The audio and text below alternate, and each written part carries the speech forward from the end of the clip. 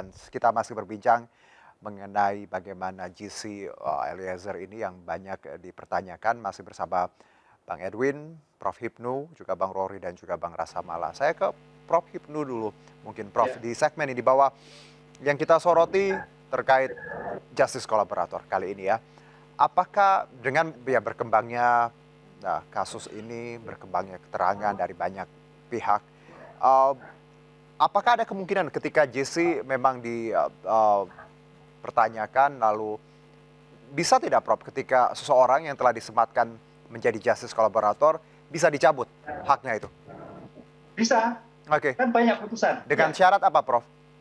ya, dengan syarat bahwa nanti Hmm. Mhm. penilaian hakim Penilaian hakim? itu, ya, yang Mhm. menilai kan hakim. Mhm. Jadi saat sekarang Pak Edwin ini rekomendasinya adalah mengajukan pada penuntut umum untuk tuntutannya ringan. Baik. Nanti putusan juga mengajukan pada hakim untuk putusannya ringan. Mhm. Nah, hakim akan menilai dari rangkaian sejak awal pembacaan dakwaan, sejauh mana kontribusi konsistennya, Mhm. sejauh mana nilai membantu loh pada penegakan hukum. Baik. Itu akan melihat.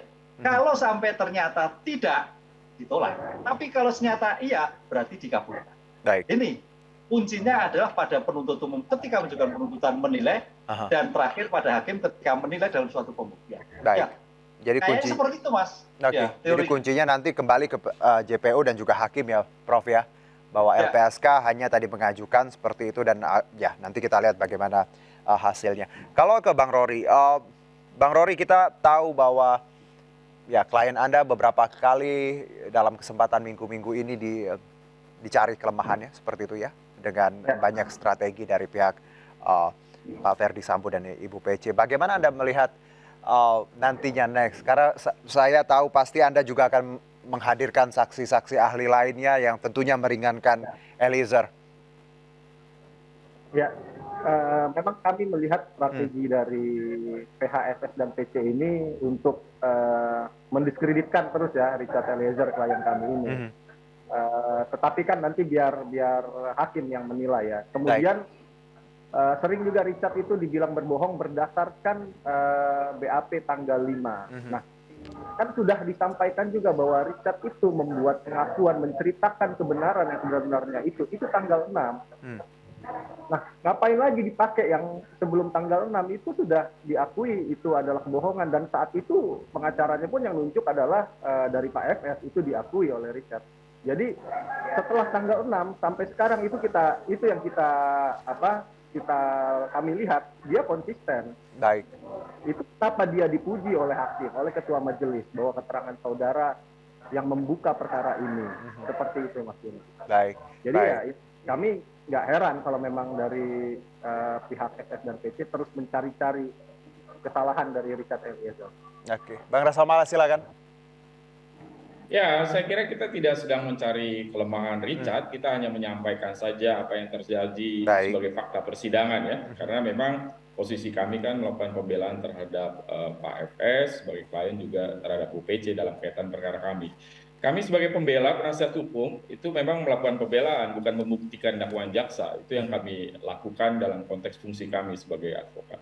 Nah, saya pikir ke depan semakin ini kan sudah berjalan ya Ya. persidangan ini dan ini semakin dekat nanti ke putusan dan saya pikir dari berbagai fakta persidangan seperti kemarin sebelumnya dihadirkan ahli forensik oleh jaksa penuntut umum JPU jaksa penuntut umum, saya kira semakin clear semakin jernih kita bisa melihat motif-motif di belakang peristiwa ini. Kemarin Oke. ahli forensik misalnya psikologi forensik menyampaikan bahwa kredibel keterangan semua pihak baik terdakwa, semua terdakwa, terutama kaitannya dengan peristiwa di tanggal 7. Artinya sebenarnya jaksa sudah berhasil membuktikan Oke. motif yang tadinya di dalam dakwaan, jaksa masih meragukannya. Dengan dihadirkannya alat bukti laporan asesmen forensik dan keterangan dari ahli forensik yang diminta oleh penyidik pada saat melakukan investigasi dan Baik. dihadirkan oleh jaksa, kemarin memang sudah bisa membuktikan bahwa motifnya adalah kejadian perkosaan atau kekerasan seksual yang terjadi di tanggal 7 yang kemudian menyebabkan men-trigger Pak Sambo, Pak FS dalam keadaan yang sangat emosional ketika disaguling sehingga sampai kemudian peristiwa di Duren 3 tersebut. Nah, nanti konstruksi itu bersesuaian juga dengan apa yang disampaikan oleh ahli Baik. pidana pada keterangan hari ini. Saya kira ke depan ini bisa Oke. lebih menguatkan Baik, keyakinan Bang hakim Rasa karena ada Mala. kesesuaian fakta-fakta Baik. tadi. Makasih Mas Juna. Baik, singkat saja saya ke Bang Edwin. Silakan Bang Edwin sebelum kita tutup diskusi ini. Ya, ini kan ada 5 terdakwa ya, Mas Harjuno, dengan peran yang masing-masing. Kemudian juga ada yang dianggap sebagai pelaku utama dan kemudian terus serta. Jadi kemudian di antara itu ada salah satu orang itu berdalih sebagai justice collaborator. Jadi tentu upaya yang dilakukan oleh pihak lainnya selain Baradae untuk menihilkan keterangan Baradae dan kemudian masuk ke dalam lubang yang sama bersama-sama itu merupakan upaya yang wajar saja dalam konteks pembelaan di persidangan. Oke, baik. Jadi yang penting buat kita adalah bagaimana kita melihat siapa yang membuat perkara ini, siapa yang keterangannya itu diakui kebenarannya atau dinilai jujur. Ya. Sementara keterangan yang lain seringkali acap kali dinyatakan bohong oleh hakim.